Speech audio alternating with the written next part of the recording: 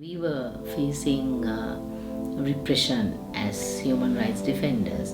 We were facing specific repression, specific abuse, specific attacks as women. There are strong movements in the region working on women's issues, but the spirit of that work has not come into the larger human rights world. So that's why you need to have a movement that's very much ongoing, but changes over time.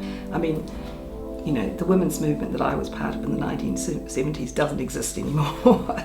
But there's wonderful young feminists coming through that you find on the social media and writing stuff that I'm amazed that I didn't know, there were young women thinking like that, and it's very exciting. Every moment that we can imagine that's been some kind of progress has come about from movements, and that's why I'm still kind of hopeful that there will be other changes. The women's movement in India has been very unique. The women's movement is much stronger than the larger human rights movement, and this I think has to be acknowledged in a country like India. And in almost every country I know of, the women's movement has achieved change.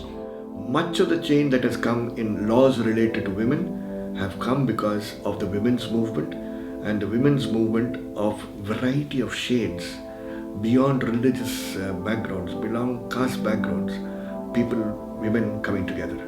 And it has been a battle after battle after battle that the women have always won. We look at the past 2 to 3 decades, and we can see that we have progressed a lot in terms of where we came from. However, despite all this progress in terms of conventions, of treaties, of agreements, there are still so much challenges that we have to face as women.